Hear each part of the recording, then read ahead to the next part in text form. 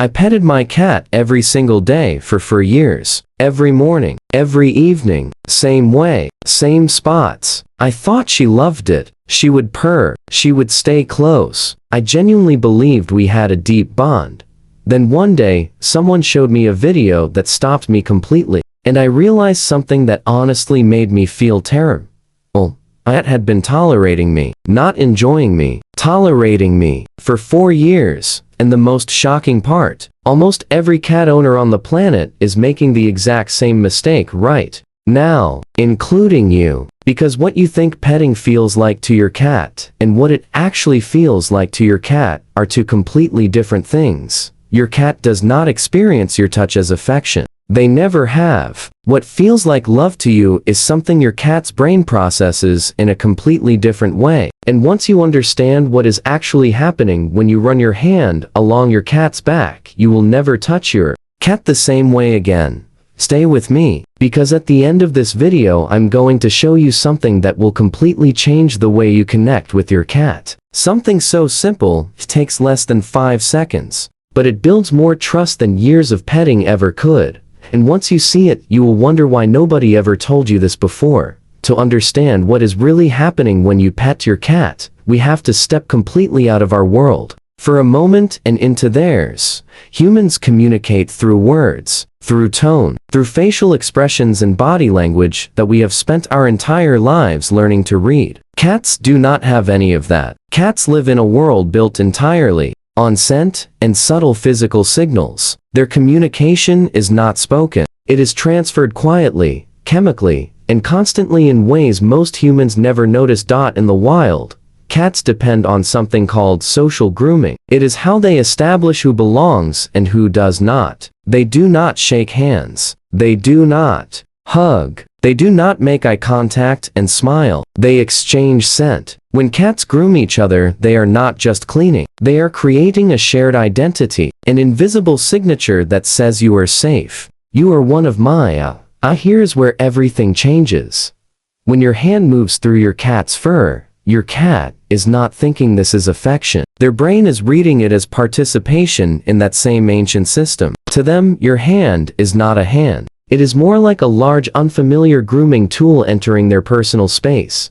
And when they allow it, especially around the head and cheeks, they are doing something very specific and very deliberate. They are blending you into their world. Those areas of your cat's face are filled with scent glands. When you stroke there, you are not just petting. You are helping spread their scent and mixing it with yours, creating a shared signature that tells their brain this space is consistent. This space is safe. That is why some cats lean into your hand when you stroke their face. Not because they want more petting in the human sense, but because they are completing that exchange, and it matters deeply to them. Here's something that confuses almost every cat owner, and once you understand it, you will never misread it again. Have you ever noticed your cat grooming themselves immediately after you have touched them? You stroke their back. They walk away and start licking themselves. It can feel dismissive, almost like they are wiping you off, like your touch was unwelcome. That is not what is happening at all. When your cat grooms themselves right after you touch them, they are actually continuing the process. They are spreading that shared scent across their entire body, carrying the connection with them everywhere they go. It is not rejection. It is the opposite of rejection. It is your cat saying, I am taking this with me. Once you understand that, watching your cat groom after you pet them becomes one of the most quietly beautiful things they do. Now here is the part most owners get completely wrong, and it is the reason so many people get bitten or scratched by a cat they thought was perfectly happy. A cat's skin is filled with tiny nerve receptors designed to detect movement, pressure, and even the faintest changes in their environment. They are extraordinarily sensitive, far more sensitive than human skin. When you first begin petting your cat, the sensation may feel neutral, even pleasant. Their body relaxes. Their purring starts. Everything seems perfect. But here is what is happening beneath the surface that you cannot see. Those nerve receptors are accumulating stimulation with every single stroke. And there is a threshold, a point where what began as mild and acceptable sensation crosses into overwhelming, into too much, into stop right now. You have seen this happen. Your cat is calm, purring, apparently content. Then suddenly a tail flick, a turn of the head, and then without much warning a nip or a swat that feels completely out of nowhere. It feels personal. It feels like a sudden mood change, like your cat just decided to turn on you for no reason. But there was a reason. Their body reached a limit. The message from their nervous system did not change. The intensity did. Think of it like a sound that starts soft and gradually becomes too loud to tolerate. You do not hate the sound. You just need it to stop. This is called overstimulation, and it is especially common in one specific area that most owners touch without thinking. The lower back near the base of the tail. Many cats seem to enjoy it right up until the moment they absolutely do not. It is not mixed signals. It is a threshold being crossed. And when it happens, your cat is not trying to hurt you. They are trying to stop a sensation their body can no longer tolerate. Now, let's talk about the belly, because this is where the biggest misunderstanding in cat ownership happens every single day. Your cat rolls onto their back, stretches out completely, exposes that soft, vulnerable stomach, and to every human who has ever seen it, it looks like an invitation. It looks like trust. It looks like please rub my belly. It is trust, but it is not an invitation. And that distinction is everything.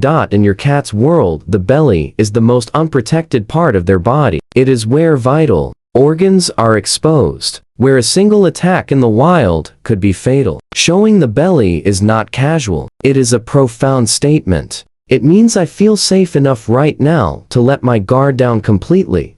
But safe enough to let my guard down does not mean please touch my most vulnerable area.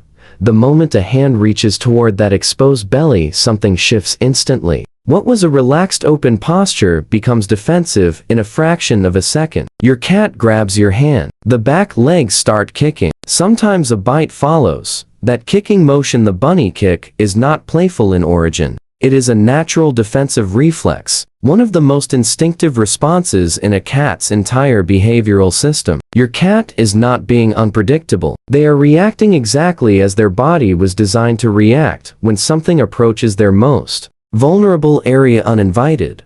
When your cat shows you their belly, appreciate it. Understand it for the profound trust it represents, but resist the urge to touch it. That restraint is one of the most respectful things you can do for your cat. So, if so much of our petting is misunderstood, what does your cat actually want from physical contact? The answer is quieter than most people expect. It is not about doing more. It is about doing less and letting them lead. You have probably noticed your cat gently pressing their head against you, rubbing their cheek along your hand or your leg as they walk past. It might seem like a small casual thing, but to your cat, it is everything. This is how they choose to connect, on their terms, in their language, using the exact system their brain was built for. And here is the single most powerful shift you can make in how you interact with your cat. Instead of reaching down to initiate contact, hold your hand out, still, relaxed, low, and wait. Just wait. Let your cat decide if they approach. Let them decide when. Let them decide how much contact happens and for how long. You may notice them moving in slowly, pressing their face against your fingers, guiding the contact themselves, choosing exactly how much and where. In that moment, something important is happening. They are in control of the interaction. They are using their natural communication system, and because of that, their body stays calm. Their breathing softens. Their posture loosens. They remain in a state of genuine trust, not pushed beyond it, not tolerating, genuinely trusting. There was a cat who sat beside her owner every single evening for years, never asking to be touched, never climbing into his lap, just sitting nearby. For years, the owner believed she simply was not an affectionate cat.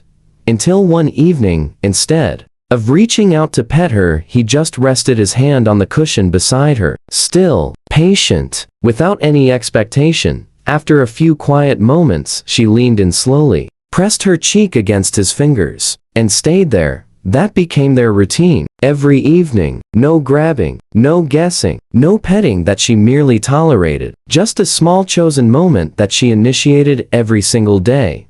He told me later, that those few minutes meant more to him than every forced cuddle session they had ever had combined. Because for the first time, he knew for certain that she actually wanted to be there. Your cat wants that kind of connection with you. They have always wanted it. They just needed you to stop reaching and start waiting. Put your hand out tonight. Stay still and see what happens. Drop in the comments, what does your cat do when they choose contact with you? Because sometimes the smallest stories help someone else finally understand their own cat a little better. Like this video if it changed how you see your cat. Subscribe to Cat Moments, because understanding your cat does not just change how you touch them. It changes everything.